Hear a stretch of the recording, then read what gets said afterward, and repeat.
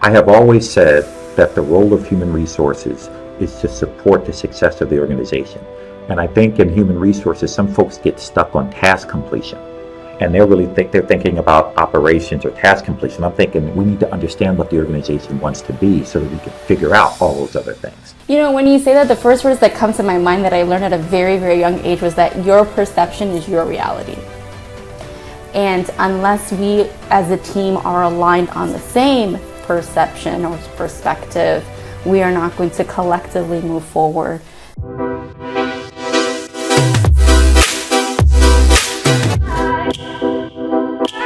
Hi, Russell and Nilu. Thank you so much for taking the time to speak to me today. I'd love to get us going by maybe taking a minute each to dive into your phenomenal backgrounds.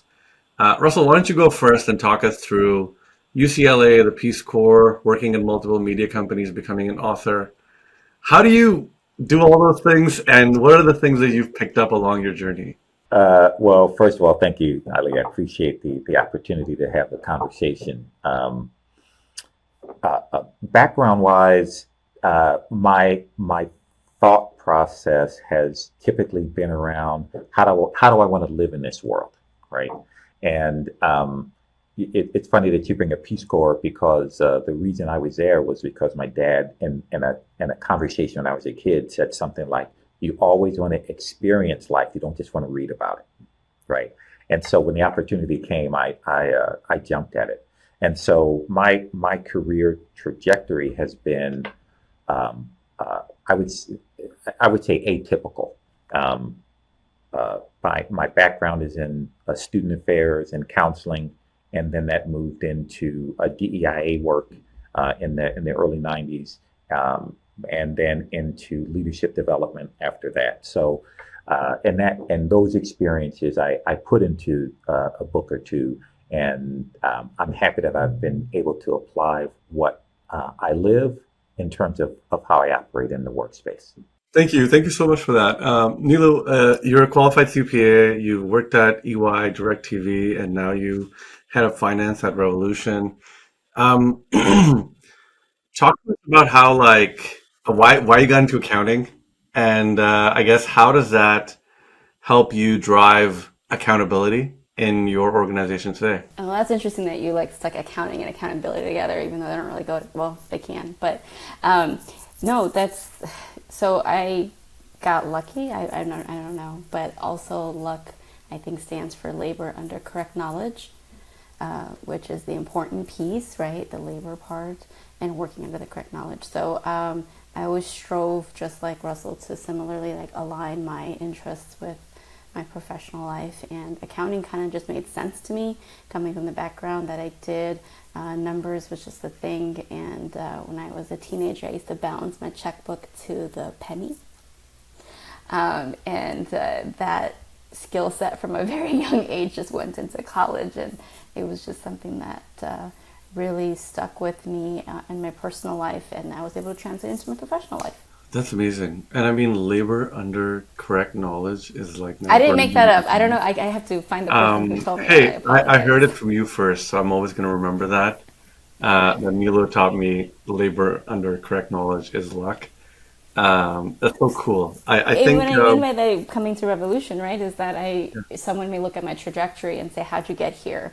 But that's where the labor under correct knowledge comes from, is people like Russell and the founders here saw something in me that, they said, okay, she can do this, let's give her a shot, right? Nice. And so my previous labors, hopefully has given them that confidence to give me that opportunity, and that's where I landed here. And it's been a great opportunity, and I've learned a tremendous amount along the way. That's amazing. Okay, so I want to ask both of you a question. Around, you're at this organization, and every company wants to have organizational alignment, but every company also faces barriers to achieve said organizational alignment. Could you talk about, through your experience, what are some of those barriers of achieving organizational alignment, and how do you solve for them today? When you say that, the first words that come to my mind that I learned at a very, very young age was that your perception is your reality. And unless we as a team are aligned on the same perception or perspective, we are not going to collectively move forward. So that would be the first challenge, I guess, is to make sure that we are all on the same page, on the same perspective, so we are operating in the same reality. That, I would say, is definitely a big first challenge, is getting everyone on the same page. And generally, employees look to their leadership, to the C-suite leadership or senior management, or whatever that looks like, as to what that means. So that, I would say, is challenge number one. I don't know what you say about that, Russell. What we end up typically facing is that folks don't have anything to align. And that's the big problem, is that often organizations think about where they believe they want to be at some point in the future. And they don't have a lot of ideas that are practical. There are times when people believe that the idea is already alive and it's already moving, and folks understand what we're about, and folks know what to do. And that's not the case. What I like as this idea of alignment is for organizations and individuals who are in it to say, here's what I'm about, here's what we are about as an organization, and I want people who are aligned with that idea to come and work with us. And sometimes that's just not shared at all, and that's very difficult. Okay, so perception and common reality, understanding what we are about, what individually people are about, and what the organization is about. When it comes to barriers, right? Like, I mean, these are obviously, like, if you think about them, like, a lot of these things make sense. I guess there's also a way that we have been doing things a certain way, and there's like resistance to change. Do you find that as a common barrier as well? Or is it just the fact that if everybody was somehow magically on the same page, we would have a lot more alignment? Right now, everybody's kind of looking at it from their perspective and not a shared perspective. Does that make sense? It makes sense. Nilu, there's this acronym or this phrase that you've used often when you talk about kind of alignment. What do you say? It's people, processes, and technology. So those are the semantics, I would say. But before you get to the people, processes, and technologies that support in scaling efficiently and effectively, if there's not one team vision that is number one created, and by whom, number two communicated to everybody, for everybody to align on, those three steps, and is what I generally am seeing, right, is that if there's no true mission, vision, goal that is created by the founder, the CEO, whomever started this company, right, and then there's chaos, right, because everyone's running their own goal that is their perception. So yes, it needs to be created. The goal needs to be created, needs to be communicated for everyone to align on. And alignment is a really interesting word, because you may not agree to a T to every part of it or how it's going to get done. But I think alignment versus agreement is a distinction to be made here, that I'm aligning to what you're saying. I don't got to be with you on 100% of the entire sentence maybe, or the way we're going to do it. But those are the three steps that I see missing sometimes, is that there's not even a creation of a goal. And then it's not even communicated. A lot of times it feels like it's backwards, where we're trying to kind of like do stuff absent the vision and the goal. Maybe talk to me about, like, and I think sometimes the question that I wonder is that because all organizations are unique in some way? So talk to me about how you feel that your organization is unique, like, industry, structure, whatever it may be, that could be used as good reasons to say, well, it might be hard to align in our case because, we're special in this way. Any thoughts that come to mind there? I know you're smiling. So. I mean, I will share one, right, is that coming not from the entertainment industry. I didn't come from the entertainment industry per se.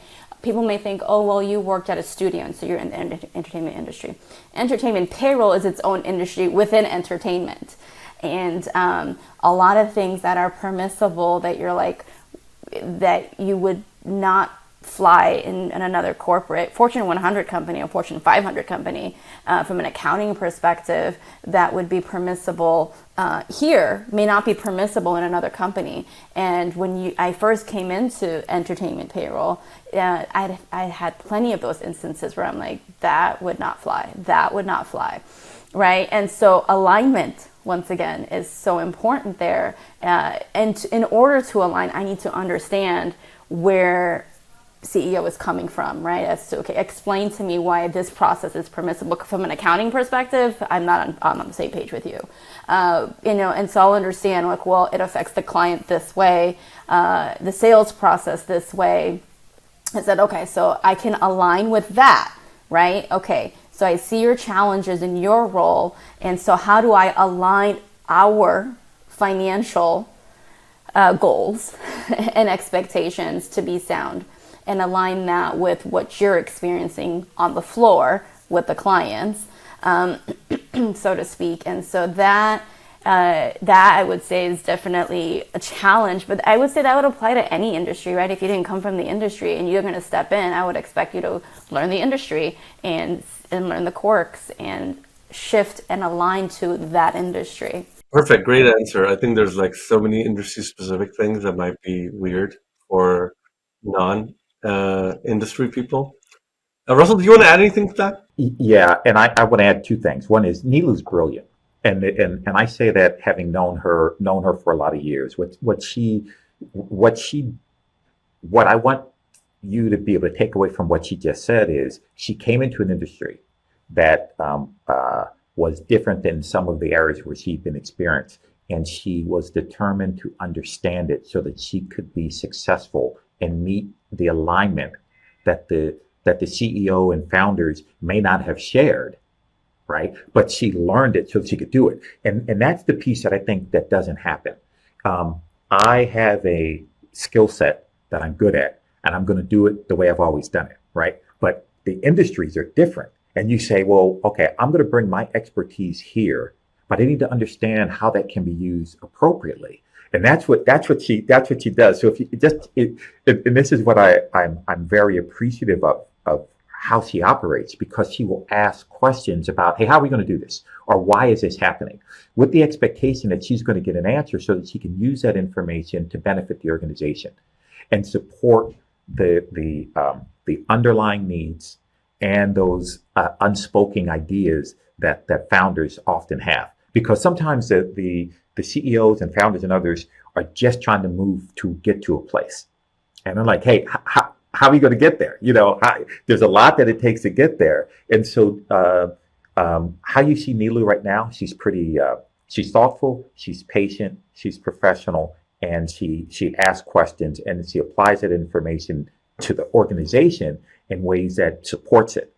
And that's one of the things that I don't always see happen for people who are moving through multiple industries, because they say, here's how it has to be done. There's only one way. And I'm like, Well, I mean, I hear you both speak, and I'm like, oh man, I'm the founder here, and this is exactly how we feel when I'm like, oh, we should do this. And then the next morning I wake up and I'm like, wait a second, maybe we should do that too, or have a plan in place for. So I hear you, and I think founders are supposed to be great communicators. And I think to some degree they are, but there's so much to communicate, particularly on the harder things, like what is our exact target? What does success exactly look like? I feel like founders can sometimes all do better to be able to communicate that in a clearer way. Would you agree? Yeah, and we're all a work in progress, right? None of us are perfect. And so what you just said is so important. And what Russell was saying, that those conversations need to happen. And maybe that's not the norm. I've been blessed to work with people like Russell where that is the norm for us. And we get in a room and say, help me understand what you're saying, because I would love to support you in your vision, Ali, right? But I see these challenges. If you want to do that, Ali, you're looking at these consequences. How do you want to handle that, right? And so thank you, Russell, for all those kind words. But those facilitating those conversations, I think, is what Russell is also amazing at, right? And like you said, that founders can communicate great in some areas, and I can communicate great in some areas. In some areas, I can't. Teach me, help me understand. So I guess building on this then, right? Like you have a situation or a business condition that is changing quite frequently. In such an environment, how do you do planning? How do you approach this from a people perspective, and how do you approach this from a finance perspective? Because it's not like we have a factory and we grow like 3% every year and a bunch of people leave and a bunch of people join. This is actually a lot of change, a lot of variance in relatively short cycles of time. So how do you, I guess, what's hard about it? I mean, Russell, we're kind of going through this right now, right, in our industry with the strikes. We could have planned all we wanted for 2023, right? And things didn't go as planned, and consistently shifting and paying attention to what needs to happen so that people are happy, and we are still meeting our targets, and Ali, the founder, is still happy, right? So that everybody stays happy in that process. I would say we're going through that right now. I mean, Russell can probably speak to on the people side, but that is so important that, yes, the industry is experiencing strikes right now. So there's people out of work, legitimately people are losing their homes. It's a serious conversation, and the way we've handled it, I would say, I mean, Russell, correct me if I'm wrong, but we always do put the people first, and I could say through to the struggles in the last few years, COVID, now the strikes, there's something going on economically all the time. It feels like the last few years that puts pressure on the workforce in terms of, do I got a job?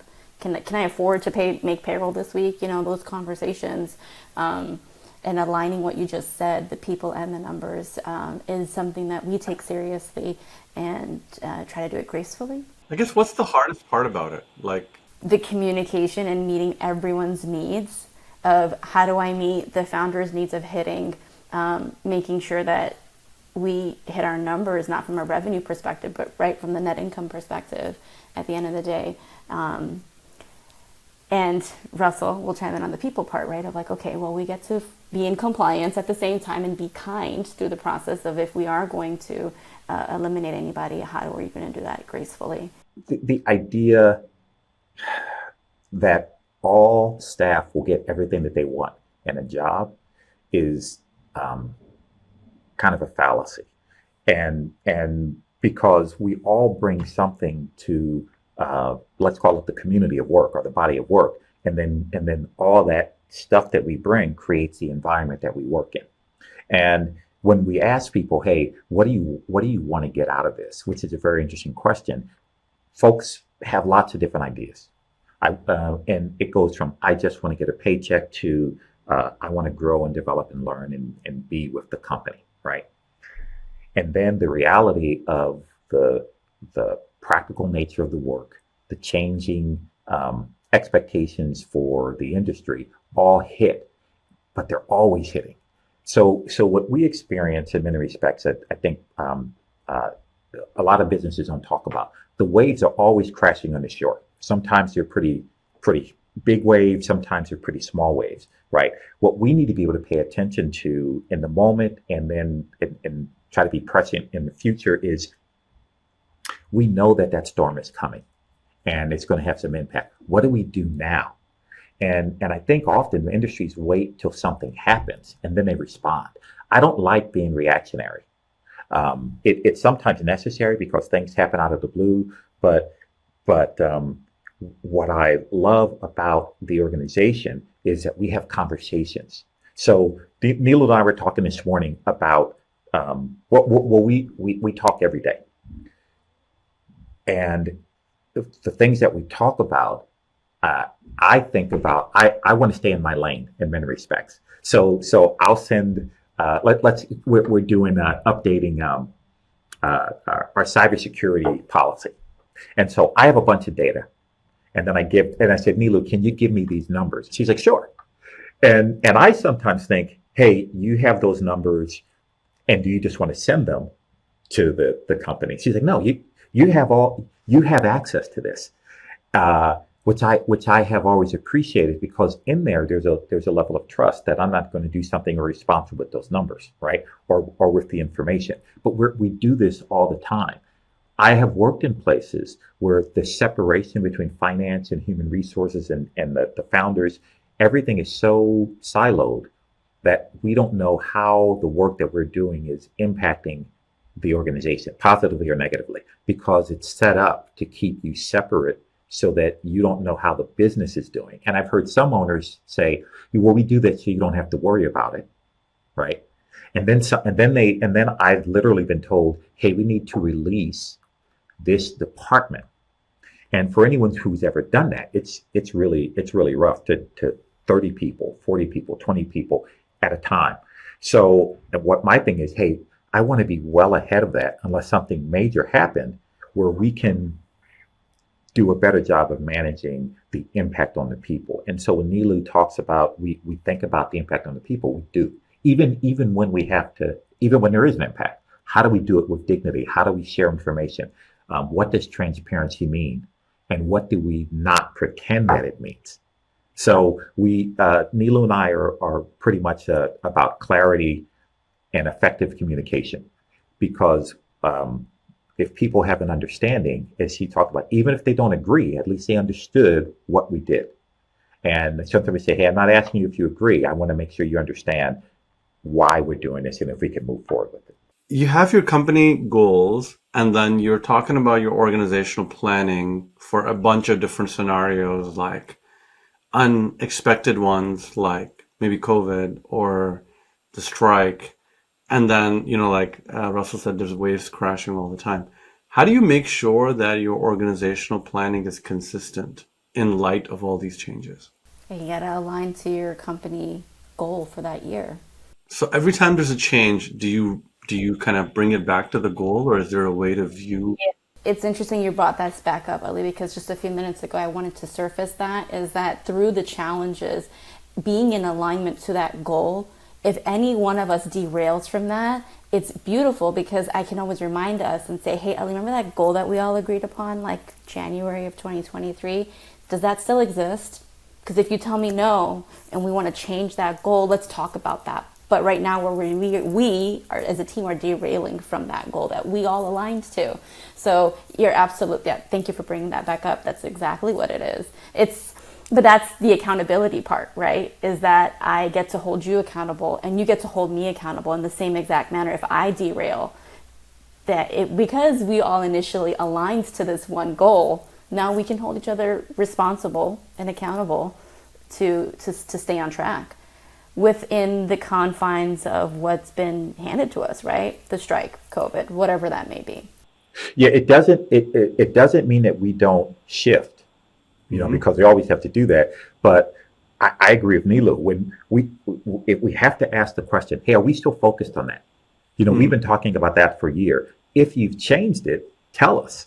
Yeah. Why? Because I'm still working. We're still working for that. And that is one of the things that I see in some founders, CEOs' minds. There are lots of things that they're thinking about. Lots of things. Yeah. And when they tack, and I say, look, if we're going to that destination, that island that's across the ocean there, we can tack and jive with that boat to get there. Whatever, we move with the, and so, but you're still moving to that goal. What Nilu's talking about is, hey, is that still the goal? Because sometimes the founders say, oh no, we changed.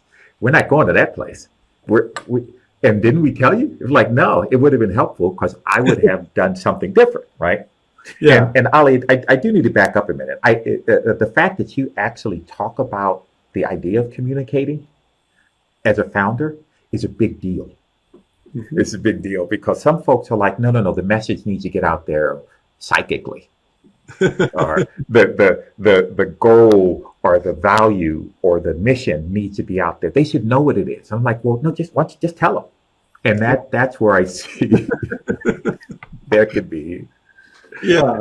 Look. I mean, I have to take the founder's perspective here, and it's a lot of. There's a lot of moving parts, and there's a lot of things that are changing. There's a lot of data coming back. A lot of times it's very fuzzy data too that it's coming back to me as the founder. So I'm kind of like, oh man, is this thing working or not? And if it's working, I want to know really quickly. If it's not working, I want to know even quicker because I want to be able to make some adjustments. So, so I think the number one challenge that as a founder I face is that we make this awesome strategy in, let's say, January, and now I'm like, I think it's working, or it may not be working, but like other things are working because there's so many variables. So I guess, how do you figure out when the strategy is not working? Like, I mean, and like the obvious working where like just revenue is coming in, and the obvious not working where nobody's coming in the front door, are easy. But like kind of like, people are busy. It looks like there's a lot of stuff happening, but are we moving in the right direction? How do you do that? And I'm going to try to pair two questions together. Is like, I guess, what does a routine day look like for you where you are trying to align things in function of your goals, right? The goals are good. We go do our offsite and then everybody's like, oh, these are our goals. But then you have a work week, which is like in the office and you're getting some data. How do you maintain that alignment at all times? More for you, Russell, because I know that people data can be very, very messy. I'm taking your question very seriously. I've taken everything you said very seriously because I respect the idea. But just to say, coming from that off-site retreat, I'm like, well, we don't do that, right? There's a structure around planning where when you get together and you say, here's what our goals are, you get that understanding and potentially that buy-in. It gives you something to work towards. In many respects, sometimes we are kind of frenetic, where we have some big personalities, and they're good personalities, but big personalities who have ideas and they move forward with those ideas. Here's what we're going to do. Here's what we're going to do today. Here's what we're going to do now. Here's why I did this. Sometimes those things happen after the fact. So here's what we have. We have a founder group who says, hey, I want everyone in the organization, particularly everyone who is in a senior leadership position, to act as if they own the company. And what I say is, that's not what you want. Because if I act as if I own the company and there's a bunch of information I don't have, I could do things that would derail the company. My idea of what would work is not the idea of what somebody else would work. Or when you say, hey, do it, do what you need to do to get it done. I might say, well, I need to buy we may need to get a moving van to do that, but I would like a Lamborghini. They gave me permission. Although I don't have a budget, I'm going to act as if I do. And so what I am always interested in, always, is, hey, what do you really want? What is the message behind the words that you just said? Do you want people to act as if they own the company, which means what? And so I ask that out loud. What does that mean? Right? And they'll say, why? I want folks just to take the initiative. I said, but that's not what you said. You said act as if you own the company, and they're going to do that. So, or they're not, or they're going to be stifled by fear. So part of what I do is I say, I always want to know what we're about, so that I can say, we need to have more, less, different, better people doing X, Y, or Z job. Here's the training that we need. Here's the planning that we need to have in there. And then what I should be doing is saying, hey, do we have the budget for that? Nilu or CFO or CEO, here's what I was just told. Can we make that happen? Right? And that is the alignment piece from the people perspective. So the people perspective is about the information that folks have to do their jobs successfully. And what skills do we need so they can get there? And then do we have the people who can do that? And if we don't, can we train those folks? Do we have enough time? Or should we bring in more or different people? If we bring in more or different people, do we keep the ones we have? How do we explain to them what we want them to do and where we want them to be? And how will we support that? Or do we just make a change, wholesale change around the people who are there and help them understand why, right? And so what should be happening is I should be able to say, hey, we have 187 people, 176 people, however many. Here's what the budget is for those folks. And are we meeting, as Nilu kind of talks about, are we able to afford all that? And then all the pieces that I don't know about, the taxes and the leases and everything else that happens there, which Nilu says, that's only one piece of what you're looking at. So we need to be able to discuss that. And I was going to say as professionals, but I don't mean that, because we are professionals. We need to be able to discuss that with an understanding of what it means as a bottom line issue, and then decide what do we do with that. And that so I trust my colleague to help with that always. Yeah, if I may. Yeah, so, your first part of the question was, how do you track if you're accomplishing your goals or not? One thing that has stuck with me are those SMART goals, right? So the more specific we are in our goals with an ending date, so it has to have a timestamp on it, that's measurable and attainable, right? So the more, if we stick to that SMART goal acronym, that makes it easier to then evaluate if we are actually accomplishing our goals in a timely manner or not. I hear you, and I totally agree. I think that SMART goals are totally the way to go. I just noticed that it takes an exorbitant amount of time to take all the data streams that are coming at you and then to transform them into your SMART goals. What kind of piggybacking off of what Russell said. So there's a SMART goal, but then there is a collaboration. So team is just so essential because you can't do everything yourself, Ali. There's too many streams of information, too much information, and there's no way that I could, and there's no way that Russell could. So team, together everyone achieves more, right? Sorry, full of acronyms today. But it wasn't meant to be that way today. I apologize. But together everyone does achieve more, right? And that collaboration is so important because I may only see what I see, but then you see a flip side to that. And so that's when we get together periodically and unfortunately have another time-consuming conversation, or fortunately, right? We get together and just see all of the perspectives and then draw it up on the board and say, okay, are we hitting our targets then? Are we hitting our goal? So that's what I would say. There's a lot. There's just too much information for you to decipher that on your own. And that's why I would imagine a founder or a CEO leverages on their team, right, to collaboratively come to those decisions. Of course, I guess the buck stops with you, so to speak, but I couldn't do that, if I were you. It was just, yeah. So that's a lot. So that's the first part of your question of how do you identify if we're actually on track. I'll add a piece to that because I love what Nilu said. I can have staff and we can have teams do a lot of things, right? And I think sometimes there's confusion around activity and positive action. Folks they're very busy, but what are you doing? So when I started here a year and a half ago, one of the things that I didn't have an opportunity to get my hands around, I thought it existed when I started, was, hey, we were growing really fast. And I'm like, we have folks all over the place, around the country, around the world. And I was not able to effectively pay attention to where people were and what their job titles were, what they were doing, and what the costs were for those individuals, which I always like to see. And I was literally going through an exercise where we were going to have a board meeting, Nilu, a year and a half ago, and they asked me to create an org chart. And I said, well, we're in ADP. I should be able to do it just like that.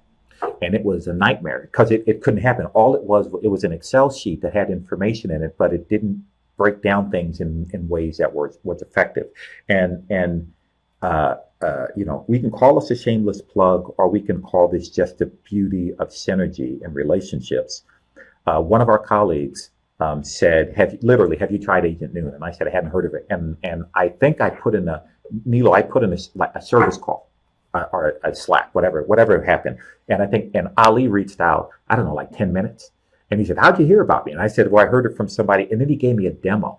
And I said, that's exactly what I'm looking for. And I literally spent a week looking at companies that would make my work easier so I could put this spreadsheet together, this org chart together, so that I could look at the organization as a whole and then figure out how all these things tied in. And when I used Agent Noon, I put all this, it allowed me to collect all this data, Excel sheets from India, France, US, put some other things in it. And when I uploaded it, the visual of our teams was instantly apparent. And what I was able to do right then is say, they shouldn't be where they are. Why is this person why is this person who's in LA under the director of something in New York? They never even come together. So that was the start of a bunch of conversations about realignment. And then when we added the numbers to it, what we were able to see right off the bat is equity issues around pay equity, gender equity, issues of race and identity and other things. We saw it immediately, and we're like, hey, we have to make some changes. And that allowed the conversation to happen in ways that it wasn't before, because some of the decision making around hiring and salaries was invested in a person who said, oh, I think that person's worth a lot, or let's do an increase for these people. I'm like, based on what? So when we were able to put the data together and look at it, I was like, and Nilu, I think you're in that world all the time. But for me, being able to put it together like that was just astounding. I felt smarter just being able to do that, just by having the information and the people and the head count. It allowed for planning in ways that I hadn't done before in my profession. So I was really happy. It's not a shameless plug because it happens. And I just did an upload yesterday, but it wasn't that. It was that we ended up changing all the titles so that they would be in alignment. And Nilu, we're going to do this again. We're going to make sure that we have categories that are created that shouldn't exist. And we're going to get together and just align it with the GL classes, right? Which would just make sense. Let's say your CEO texts you and says, in the afternoon, they're like, hey, I'm thinking of setting up this new unit that's going to do X, Y, and Z. Can you help me kind of think through this? First of all, what's going through your head?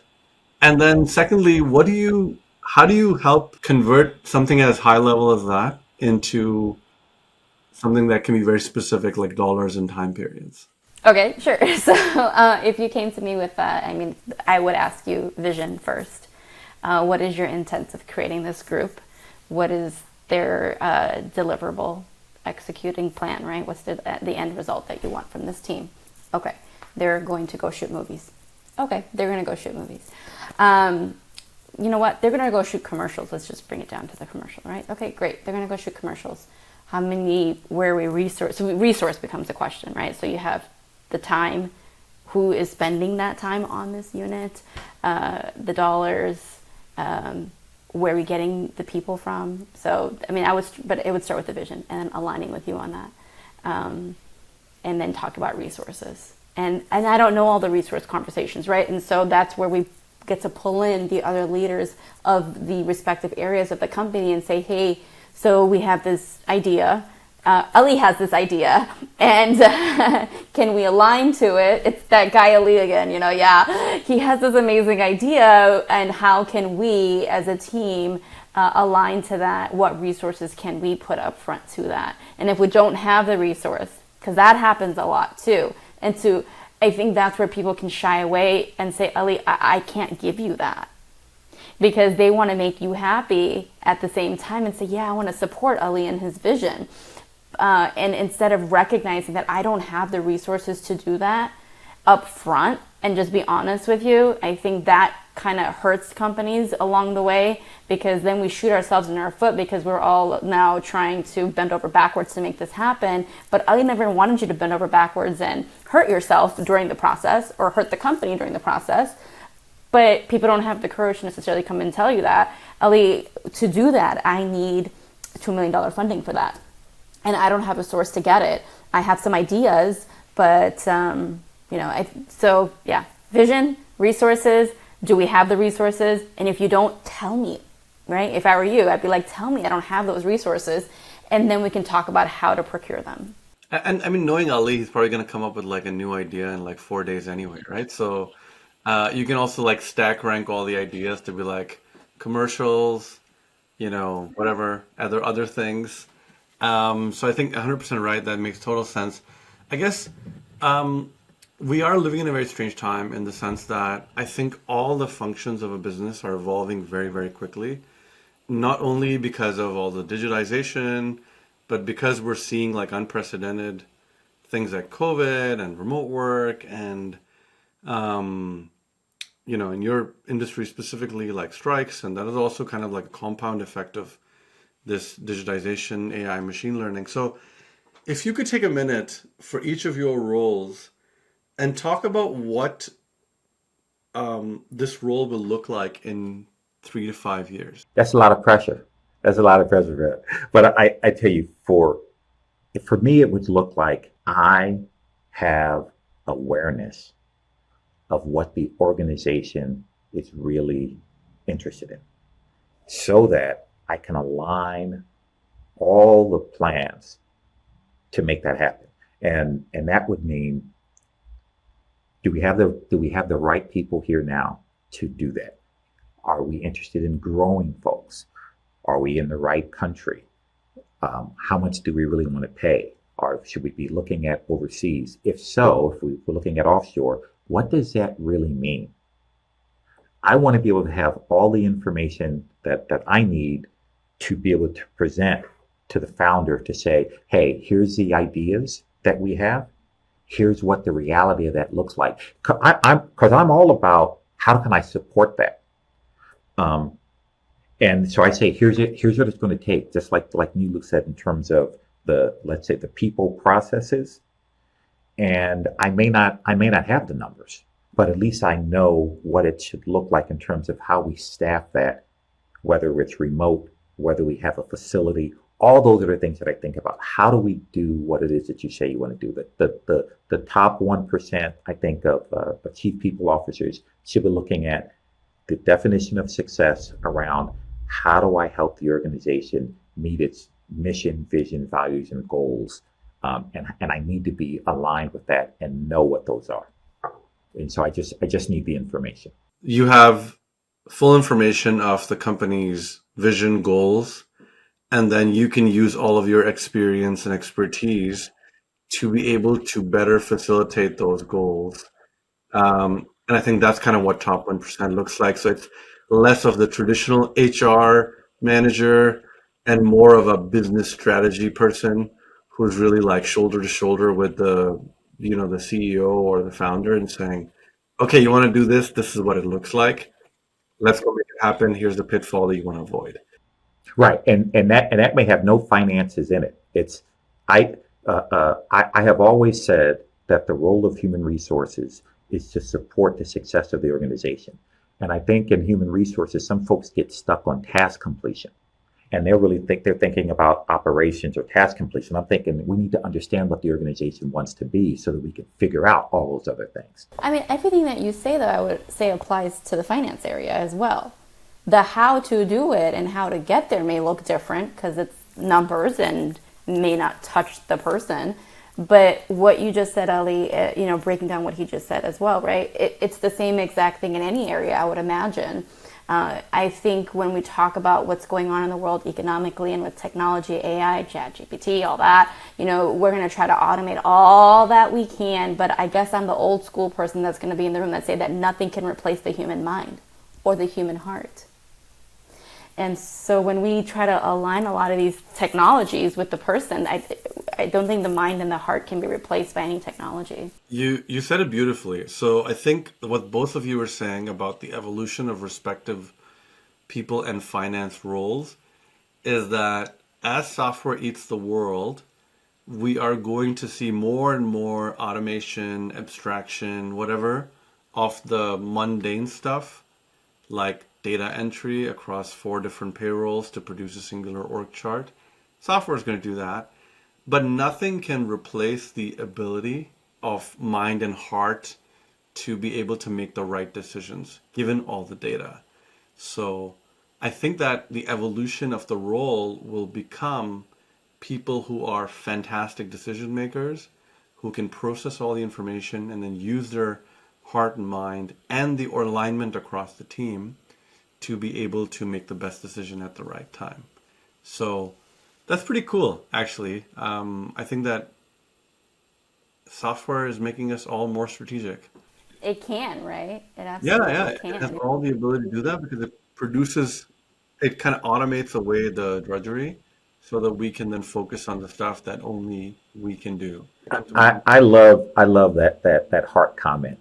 Yeah. Um, the data exists. Hmm. How we manage it and apply it, and what we do with that, and the who is Yeah. what's just so important. And for Nilu to say that as a numbers person, right? Yeah. If we want to put somebody, if you want to quantify folks, say, well, they're a number person, or he's a people person. The beauty of what she just said fully recognizes the nature of the human condition in Hmm. those decision making processes, so that you can have the right people doing it. It's that's why I dig Nilu. So I somebody said this to me like a while ago that HR speaks French and finance speaks German.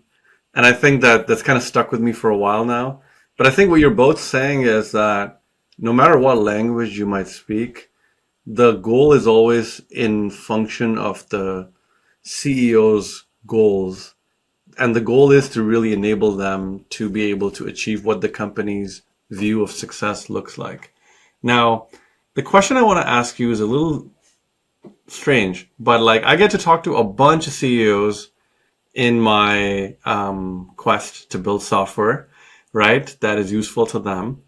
And as we build up a bit of a relationship, sometimes they will kind of open up to me and they'll say, hey, my people person or my finance person or my XYZ person, I'm not sure if I have the right person in the spot, or I'm not sure if it's a technology or tooling problem, right? So I don't know which one it is. And oftentimes I will very bluntly ask them, like, do you even know what they do? Like, can you describe what they do on a hour by hour basis once they're in the office? And they're like, well, they do numbers or they do like recruiting or whatever. But like, it's very clear that they have no idea, right? So for the benefit of my audience, which is a lot of CEOs, could you please, in very simple words, describe for them what is it that the finance person and what is it that the people person does? My core job, and the thing that I do every day, is I am in almost constant communication with staff members to make sure that they feel as if they have a place and a purpose in the organization. And that conversation is it's vital to people believing that the organization cares for them. So I have a whole bunch of tasks that are connected with making sure we have processes in place so that we can do benefits and other things. But my daily interactions are the one-on-one communications with people so that they feel valued. And that is super important. 100%. That's so good because, like the HR leader is the employee facing leadership person. They are responsible for consistency. They're responsible for compliance. They're like the sane voice that people go to and say, what about this? What about that? So, and that is an enormous amount of work that I think gets kind of sometimes overlooked. So thank you for pointing that out. And takes so much patience. And he's amazing at it, I'll tell you And it takes a lot of that. time, right? Because you kind of like a customer service desk and people keep showing up, right? So it's cool, but it's also a lot of work. All right, Neela, why don't you tell us what Yeah, you so in heading the finance accounting, world of any company, I would say my responsibility would be to ensure not only that we stay in compliance, which is to survive, so to stay in compliance and make sure that the company stays afloat, but to thrive, that would be the next level up, and that's what I would expect a CFO to do is, make sure that we're thriving and getting to the next level, propose new ideas that may support the organization in their growth strategies. You're nodding your head, so yeah, right. So yeah, I that shouldn't, and if yeah, it shouldn't be a conversation of like, what do you do? You're right. So that would be number one, and do it in integrity. So that's the compliance part, is doing it in integrity, so the company is not at risk legally, financially. But the thriving part, I think, is the piece that sometimes gets missed, as missed opportunities that may arise financially. I'm glad you mentioned that too, because a lot of times CEOs will talk to me. Again, this is very heart to heart, so I'm not taking any CEO person's name, but like generally, they're like, "I want to do all these things in finance." It's like we can't do that, or we can't do this, and I am like, "Okay, well, there's two parts of their job, right? One part of their job is to make sure we don't run out of money, and the second part of their job is to make sure that we bite what we whatever we can digest or something like it, right? Like we don't kind of like go ahead of our skis too much." Um, and knowing you, if you're like me, you come up with a new idea every 3 days. So if they started funding every single idea you had, we would have been out of business like a long time ago. So thank you for mentioning that. I think it's like maybe if you're like a creative business person type, you always want to do a lot of things, and then the reality of the dollars sometimes is hard to process, right? Because you're like, oh, I have this great idea. Wait, I'm going to run a financial model on it now. It doesn't look like such a great idea anymore. So, so there's that. Maybe to flip the question on the other side, right? Like a lot of people in my network are also hiring their first head of people, hiring their first head of finance. So these are critical hires.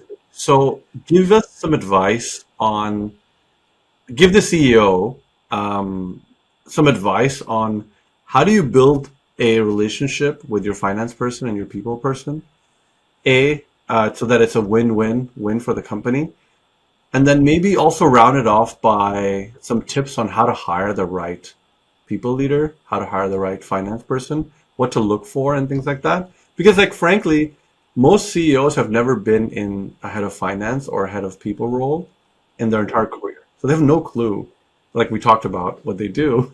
So give some advice to the CEO to be like, when you have your perfect people leader coming in the door, how do you make sure it's a success? And then how do you find the perfect people leader for your company? Maybe also I'll start with you, and then we can go flip the same question to Nilu with finance. First off, I think that the CEO or whoever the founder is needs to know what they want, really know what they want and what they want for the company. I think folks say things, but they don't always mean it. They sound good. So I think they should literally write a job description or a position description, and then they should put down the things in it that they need for the organization, and the things that they need to have a colleague who they can trust.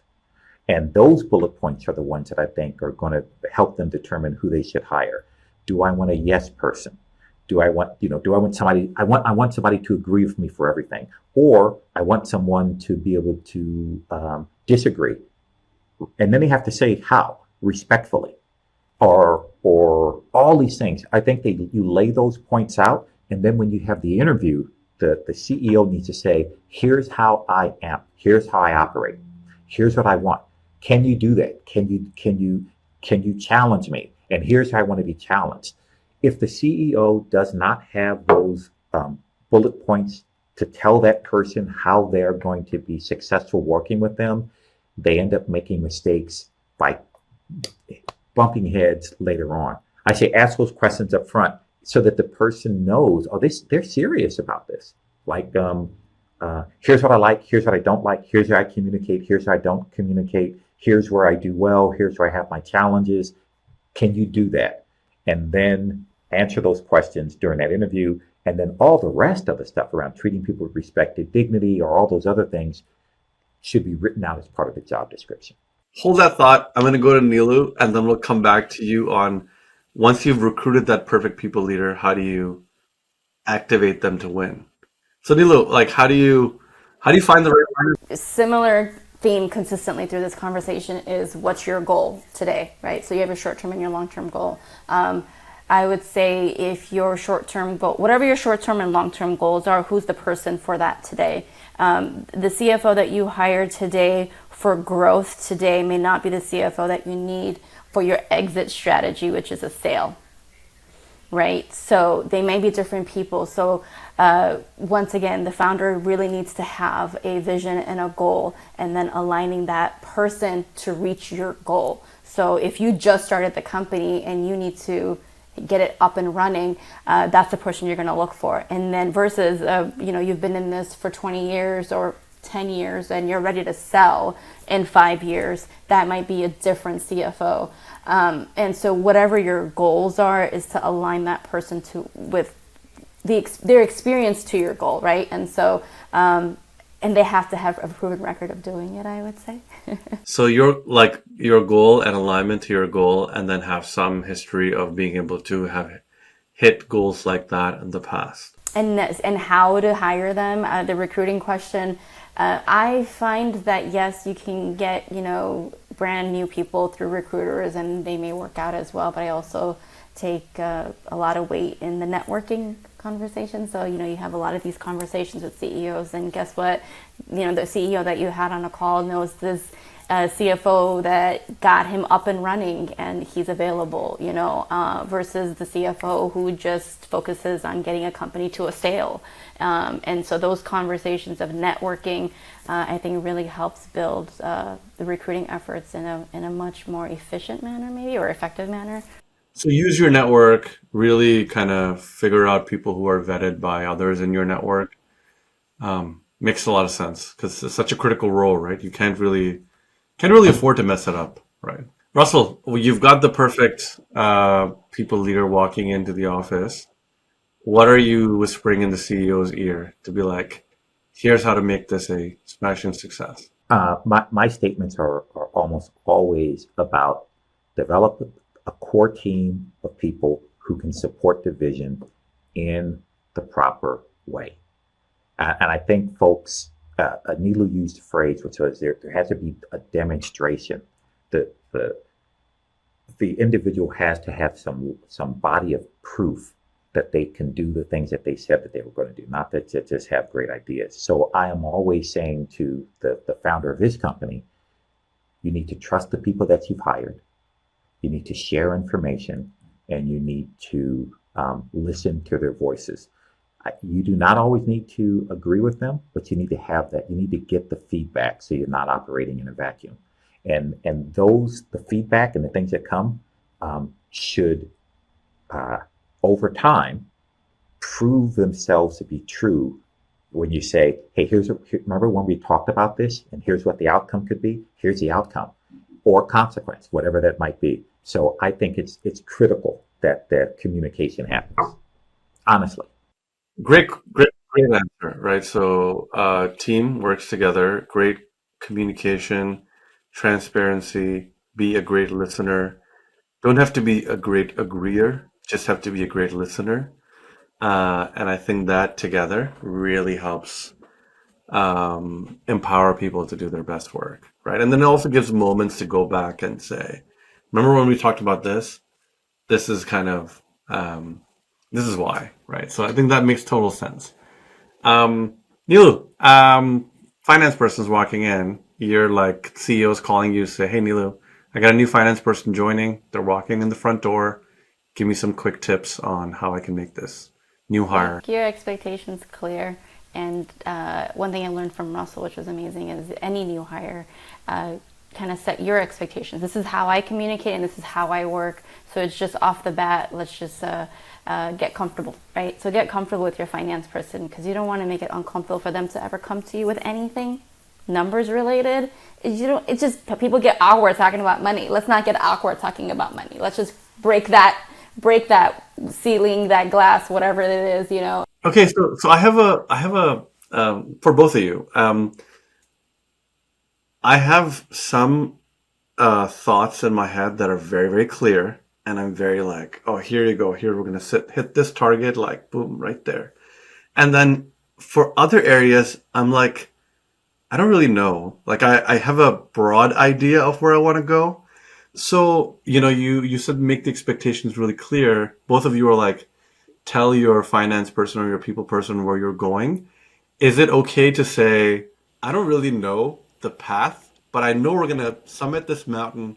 I don't know how we're going to get there. Is that okay, or is that kind of I would appreciate that versus you telling me some fairy tale that you thought of at that second, and then now we're like just shooting in the dark, right? So if you communicated that, said, I actually don't know where we want to go, and I'm looking to you to maybe offer some ideas. Where have you been? What have you experienced that you either liked or didn't like that you can offer me as suggestions?